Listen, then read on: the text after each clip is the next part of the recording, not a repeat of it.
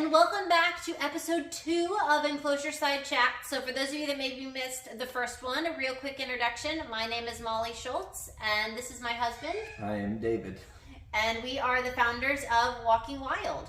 So today we're going to talk about kind of the emotional inside part of rescue. So we're going to talk about the happy times, the sad times, the frustrating times, everything kind of in between. Because when you work in rescue, it is definitely an emotional roller coaster and you get to have all the feels. But that's not something that we necessarily share all the time. And so we thought it'd be kind of a nice opportunity to just let you guys in on some of our personal happy, sad, frustrating, surprising moments. So honey, why don't you kick us off? And let's start happy. Let's start positive. All right, so happy. The happiest experiences I can think of with our rescue is the first time that we get foxes from fur farms, and we get them out of their carriers and they get into their new enclosures. Our first 5, Marlin, Buzz and Woody, Carl and Russell, when we first got them, I remember it was at nighttime. We got them back home and we opened up their carriers into their enclosures. They come out and they just looking around like, what is this? I have room to move. And they have straw under their feet and they have toys, squeaky toys, and they just have room to run. They move around, they're playing with toys, and they just look so happy. So it's a very fulfilling moment for them for that. Little Woody realized what a squeaky toy was. It's mind-blowing for him. He got very excited. That will be a Throwback Thursday video we'll have to post sometime. Woody playing with his first toy. So for me, happiest moment is the light bulb moment. So when we work with foxes, whether it is a pet surrender or a fur farm fox or an abuse situation or whatever the situation may be, they have some history they're bringing with them, and we are new to them. We have to earn their trust. We have to earn their respect. We have to earn that relationship and bond with them. And with a fox, it's not a quick thing. It can take a lot of time, and some of them it's very quick with. But for me, the happiest moment is when that light bulb clicks. And we've had 2 really upset pet surrenders, Zazu and Violet. And I did a story on Violet's, but Zazu, if you guys have seen him, we just posted a video of Zazu on Instagram, getting all the lovin's. So he is my boy now. He is one of my animals that is extremely attached to me, and I am very attached to him. But when we first got him, he was Cujo. And we would have to go into the enclosure with like our knee-high rubber boots because he was waiting at the door to just lay into us. But when that light bulb moment went off with him and he decided, oh wait, you're my person. And it was a little unnerving when he did it because he went from I want to rip your calf open to jumping on my back and trying to groom my head. And in that moment, you're thinking, all your body language is saying that you like me now, but yesterday you despised me. So you're just a little on guard in that moment. And then, obviously after that moment, you realize they don't want to rip your calf off anymore. It's all good. But Zazu and Violet were 2 of our most extreme flips. And pet surrenders tend to have the most extreme flips because they're mourning that loss of their old family. But that light bulb moment is probably, for me, the happiest moment because I know they view me as their mommy then, and that brings me lots of joy. All right, honey. Sad moment. Sad moment. Okay. So, sad moment would be whenever we lose one of our foxes. Obviously, that's the worst part, I would say, of rescue. Last year, I was gone for a little over 5 months, and we lost a number of foxes. And the hard part with that is obviously losing foxes that I had known, that I was hoping that I would get to see again when I came back. But finding out that they had passed, and we had lost Banjo while I was gone. We lost Little John while I was gone. We lost Cheshire while I was gone. We lost, I wasn't here for Mrs. Potts, was I? You never met Mrs. Potts. I never met Mrs. Potts, but finding out we're losing foxes in general is just depressing. Plus always since I was gone, I wasn't able to be here to help with their passing, and Molly had to deal with that by herself. So that was very hard for me as well. Because the nature of your job, we weren't able to talk right away a lot of times, so you'd find out. I found out weeks later, or a number of days later, and it's just reading in a letter what happened or something. So it's very those are the hard times. They're losing our animals, and especially when I wasn't here last year. I think last year in general was a hard time. I think we just marked those about 6 months is really hard time. But I think for me, other than those 6 months, because we are a duo when we do this, so doing this solo with, of course, our volunteers, though was definitely a hard time. But I think for me, the hardest thing is you can't save them all. We are one facility, and yes, we are the largest fox sanctuary in North America. We have 109 foxes that live at our home because our sanctuary is at our home. They're not all in our house. Remember, we have the facility. But we still can't save them all. And that is, to go into a fur farm. There's one fur farm that we went into in Wisconsin, and we weren't, a lot of fur farms that we go into, they are closing down, right? And we are there to take the last leftovers. We're there to take the ones that they weren't able to sell to another fur farm, or they didn't want to because they were too attached to. But this fur farm we went into, we weren't the last ones there. There were other foxes that were going to be pelted. And one of them was just in really rough physical shape. I mean, you could tell he probably didn't have more than couple days, maybe weeks left to live, and no matter how hard I tried, they would not surrender, that little fox. And I had to leave. I had to walk away from that fur farm without him. Now, yes, we had 29 other foxes that we brought back, or 26 other foxes that we brought back, but there were still foxes that were there, and to walk away and have that realization that, we're doing all we can. We can only save those that we have space for, those that the fur farmer will allow us to save.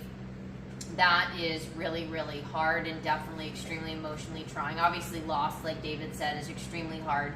But, being able to walk away, at least those foxes knew love, even if it was just Mrs. Potts and it was just for a day and a half. They knew love, walking away and seeing foxes that are going to be killed, that will never know love, that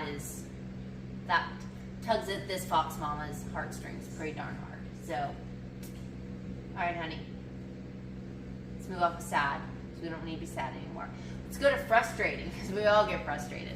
What is the most frustrating part of running Walking Wild?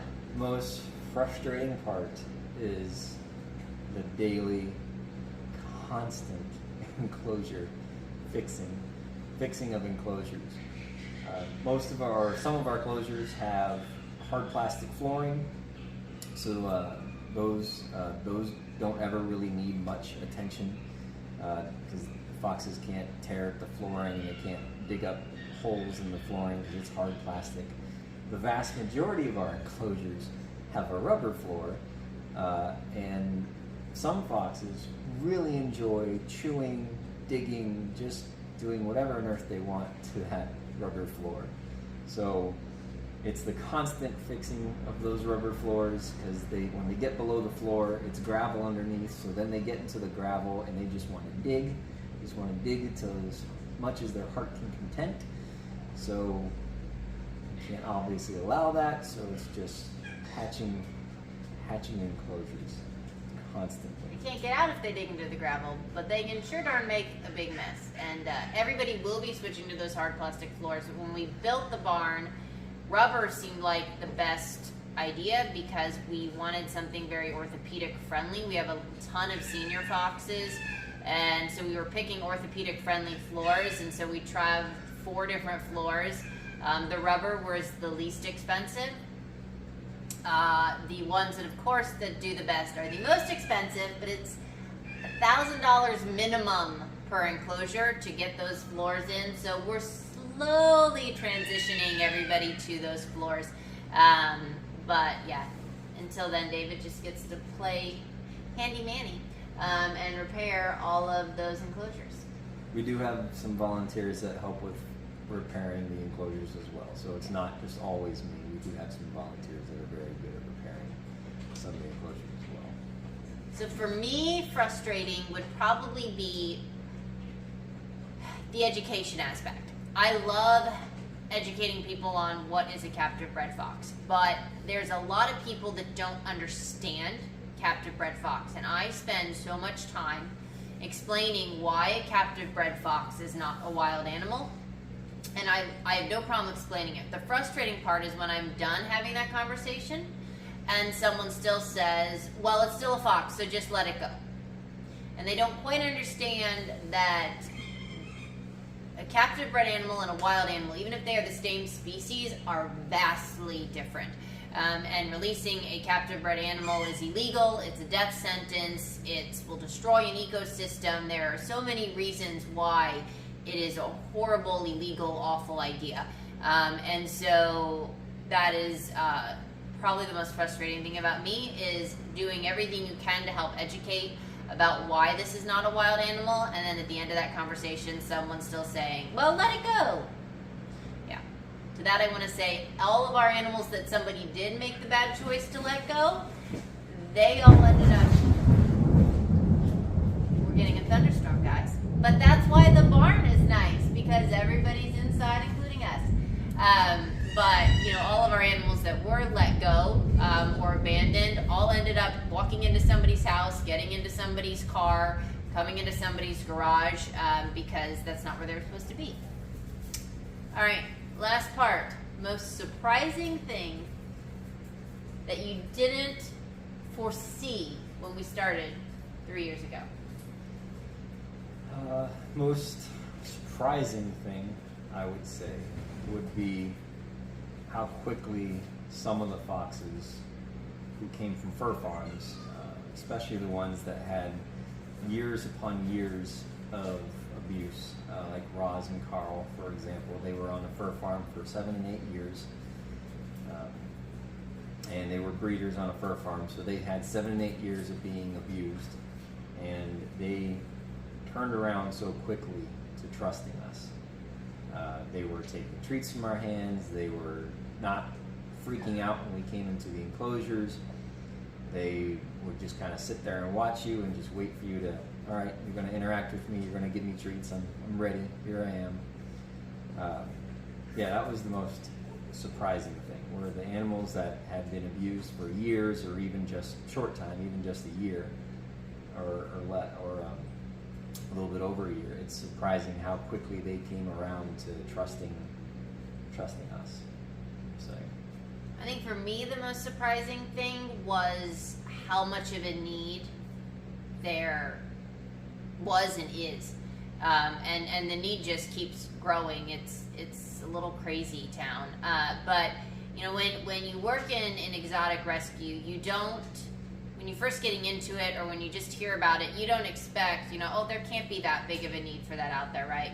Well, there's only a handful of us that do this in the U.S., across the entire U.S. We are the largest facility with 109 foxes that we care for, that we are the primary caretakers of, live on our property.